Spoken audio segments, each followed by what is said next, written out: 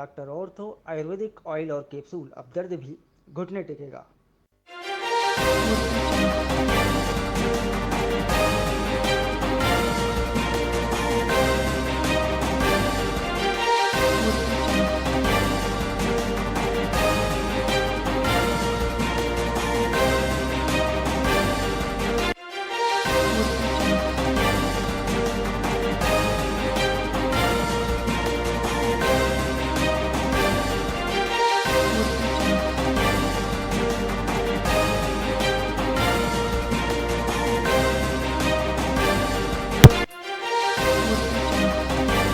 बलौद के डोंडी विकासखंड में नहर लाइनिंग को मिली स्वीकृति। 135 हेक्टेयर सिंचाई क्षमता में होगी बढ़ोतरी। जल संसाधन विभाग ने हुई प्रशासकीय स्वीकृति।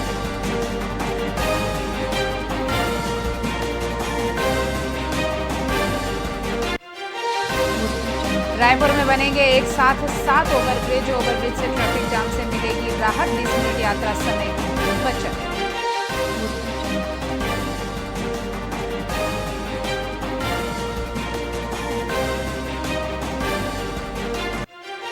और बुसौर में उप पंजीयक कार्यालय का हुआ शुभारंभ। वित्त मंत्री ओपी चौधरी ने किया उद्घाटन। नई व्यवस्था से लोगों को मिलेगी राहत।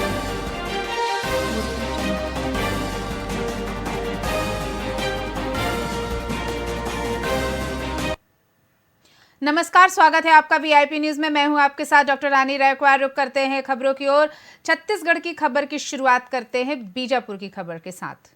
बीजापुर के दक्षिण पश्चिमी क्षेत्र बासागुड़ा और गंगालूर थाना के सरहदी जंगलों में माओवादियों की मौजूदगी की जानकारी के बाद सुरक्षा बलों ने सर्च ऑपरेशन शुरू किया। इस ऑपरेशन के दौरान हुई मुठभेड़ में जवानों ने 2 महिला सहित 4 वर्दीधारी माओवादियों को मार गिराया है। मुठभेड़ स्थल से एक SLR, एक इंसास सहित भारी मात्रा में विस्फोटक सामग्री और नक्सल संबंधी अन्य सामान भी बरामद किए गए। दक्षिण सब जनरल ब्यूरो के माओवादियों की सूचना पर DRG की टीमें कल शाम गश्त पर निकली थी और जिस पर से रुक कर मुठभेड़ हुआ और उसके बाद मुठभेड़ के पश्चात सर्चिंग हुई। उसमें 4 माओवादियों के शव बरामद किए गए। माओवादियों के शव के साथ में SLR, इंसास, बारापुर जैसे हथियार भी बरामद किए गए हैं।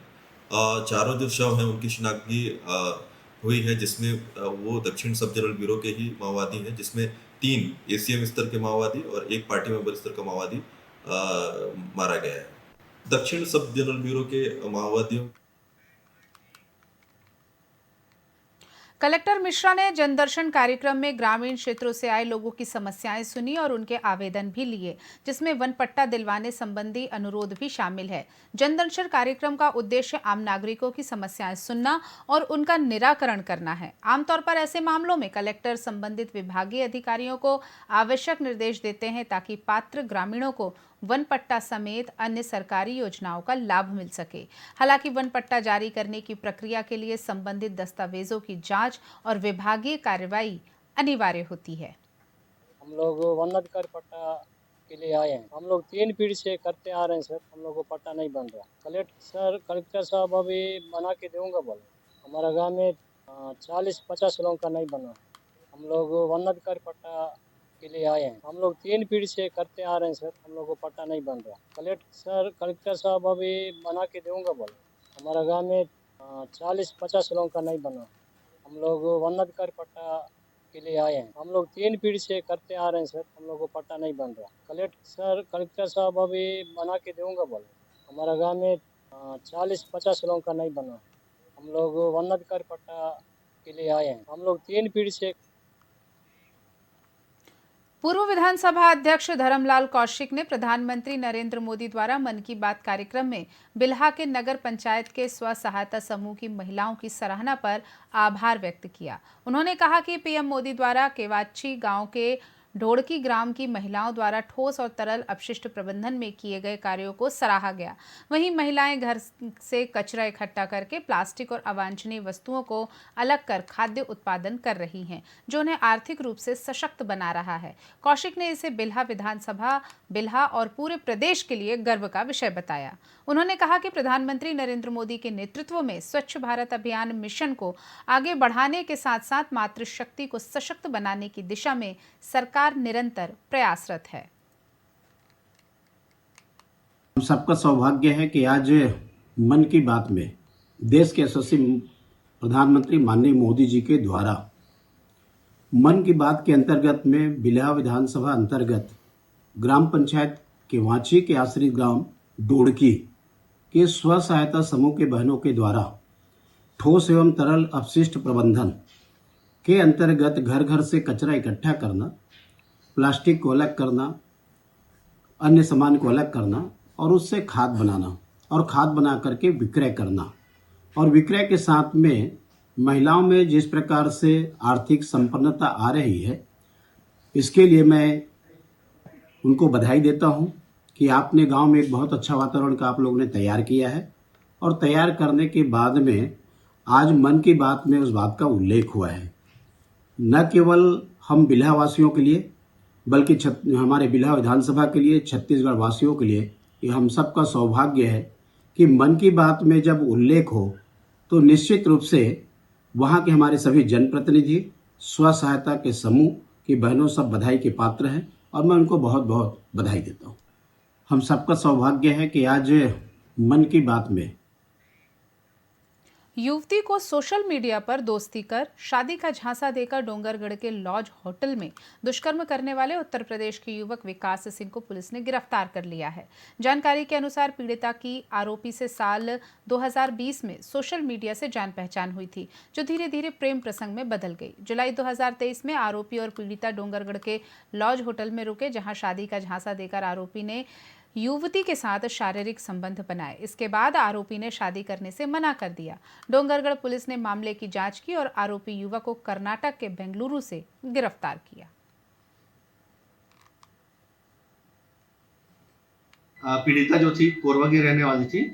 एक विकास नाम का युवक था जिससे इसका प्रेम प्रसंग था। आए दिन जो है दोनों साथ में बैठना उठना चलता था। इसी तारतम्य में जो है 2023 में यहाँ डोंगरगढ़ मंदिर घूमने आए थे, जिसमें उनके बीच में जो है संबंध स्थापित हुआ। और उसके बाद जो है लगातार इनके बीच में जो है अच्छा मधुर संबंध बना रहा। उसके बाद सन 2024 में शादी करने की बात को लेकर लड़की द्वारा कहने लगी, जिस पर जो है आरोपी विकास द्वारा कहने लगा कि मैं शादी नहीं करूँगा, तुमको जो करना है कर लो। जिस पर से जो पीड़िता द्वारा जाके कोरबा में ही 0 पर FIR दर्ज कराया गया, जिसकी डायरी हमें यहाँ प्राप्त हुई। प्राप्त होने उपरांत जो है हमने विधिवत कार्रवाई करते हुए आरोपी विकास सिंह और पिता रमेश, उम्र करीब 25 साल, प्रतापपुर उत्तर प्रदेश का रहने वाला है, जिसे बेंगलोर के कर्नाटक के बेंगलोर से गिरफ्तार कर हमने रिमांड पे भेजा। पीड़िता जो दुर्ग के ग्राम पंगवारा में इतवारी चिला त्योहार के अंतर्गत जनपद ट्रॉफी 2025 का आयोजन किया गया, जिसमें ग्रामीण महिलाओं ने विभिन्न खेलों में बढ़ चढ़कर हिस्सा लिया। इस आयोजन में महिलाओं के लिए रस्सी खींच और कुर्सी दौड़ जैसी प्रतियोगिताएं शामिल थीं। कार्यक्रम के मुख्य अतिथि दुर्ग ग्रामीण के विधायक ललित चंद्राकर थे। कार्यक्रम का आयोजन जनपद उपाध्यक्ष राकेश हिरवानी ने किया। इस इतवारी चिला त्योहार में लगभग 5 गांवों के ग्रामीणों ने विभिन्न प्रतियोगिताओं और सांस्कृतिक कार्यक्रमों में बढ़ चढ़कर हिस्सा लिया। आज जो आयोजन हो रहा है उसका नाम है इतवारी चिला तिहार जनपद ट्रॉफी 2025। ये आयोजन हम लगभग पिछले 8 साल से करवाते आ रहे हैं और 3 साल तक तो गांव स्तरीय कराया। जनपद सदस्य बनने के बाद में गांव के युवाओं के साथ और ग्राम पंचायत के सहयोग से जनपद ट्रॉफी का आयोजन मैंने शुरू किया और लगातार ये 5वां वर्ष है जनपद ट्रॉफी का आयोजन होते आ रहा है, जिसमें महिलाओं को छत्तीसगढ़ी खेलों के लिए आमंत्रित करते हैं। और वो यहाँ पर प्रत्येक गांव, मेरे जनपद क्षेत्र में 5 गांव हैं और 5 गांव में हरेली तिहार के दिन तो ग्रामीण स्तरीय आयोजन होता है। और उसके बाद आज जनपद ट्रॉफी जो हो रहा है वो हो रहा है। जनपद ट्रॉफी आज हो रहा है। जो 5 गांव के जो जीते हैं वो यहाँ खेलने आए हैं। यहाँ पर ये कार्यक्रम कितने दिन का होगा? ये कार्यक्रम 1 दिन का है। एक दिन ग्राम पंचायत स्तरीय हुआ और आज जनपद ट्रॉफी आज एक दिन का है। इसमें सभी गांव के लोग आपस में खेलेंगे, जो विजेता होगा वो विजयी होगा। आज मेरे जनपद क्षेत्र के 5 गांव आते हैं। मेरे जनपद क्षेत्र के 5 गांव के खिलाड़ी यहाँ पर उपस्थित हैं।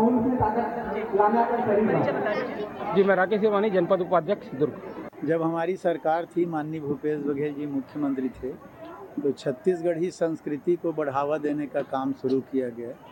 चाहे छत्तीसगढ़ का तीज त्यौहार हो, खेल कूद हो, पारंपरिक चीज़ें हों, उनको उसी क्रम में हमारे क्षेत्र के जनपद सदस्य राकेश सिरवानी जी पिछले बार जब जनपद सदस्य बने तो लगातार इस आयोजन को उन्होंने शुरू किया। वर्तमान में वो जनपद के उपाध्यक्ष हैं। उनका जनपद क्षेत्र में जितने गांव हैं, गांव स्तर पर पहले आयोजन होता है और वहां से जो जीतते हैं पहला, वो सभी गांव के यहाँ पौवारा में फाइनल खेलने आते हैं। और इसमें छत्तीसगढ़ की तमाम खेल है, जैसे कबड्डी है, खो खो है और फुग्गा है, नारियल दौड़ है, रस्सा खींच है। सभी जितने भी हमारे पारंपरिक खेल हैं उसका आयोजन किया जाता है।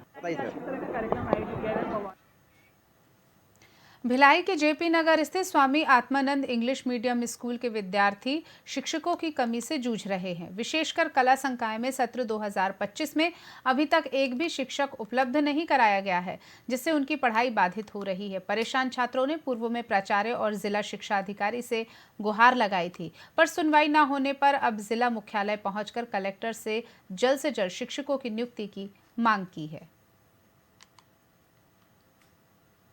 मैं जेपी नगर स्कूल से हूँ। हमारी मांगे ये है, हमारी यहाँ आने की समस्या ये है कि हमारे स्कूल में टीचर्स की बहुत ज़्यादा कमी है।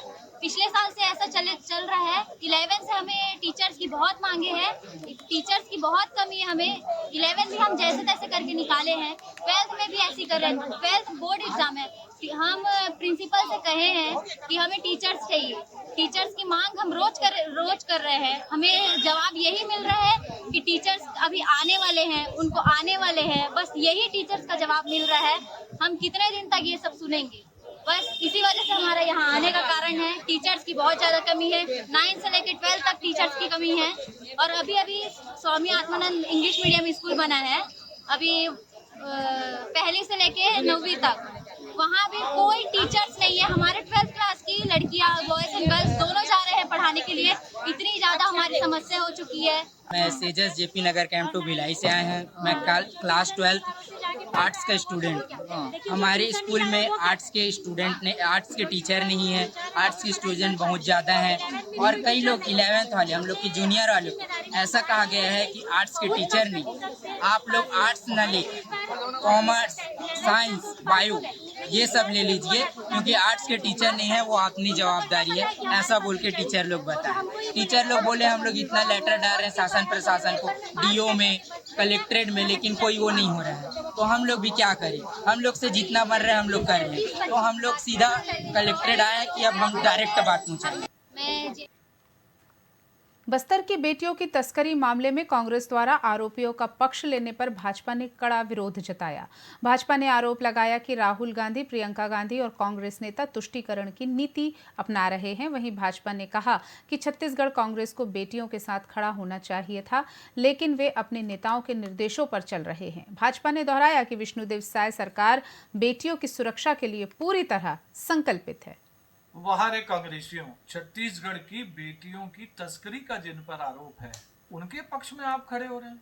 राहुल गांधी, प्रियंका गांधी, वेणुगोपाल जी लगातार चिट्ठियां लिख रहे हैं, सोशल मीडिया पर पोस्ट कर रहे हैं। और छत्तीसगढ़ कांग्रेस भी, दीपक बैज जी भी अपनी बस्तर की बेटियों का पक्ष न लेकर के आप अपने आला कमान के निर्देशों का पालन कर रहे हैं, उनके सुर में सुर मिला रहे हैं। यह घृणित कृत्य है। छत्तीसगढ़ की बेटियों की सुरक्षा के लिए माननीय विष्णुदेव साय जी की सरकार संकल्पित है।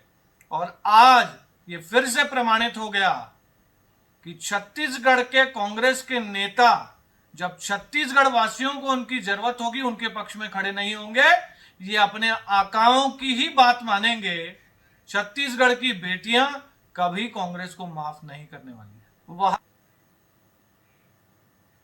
छत्तीसगढ़ की खबरों में फिलहाल इतना ही। ताज़ा तरीन और खबरों के लिए देखते रहिए VIP न्यूज़। नमस्कार।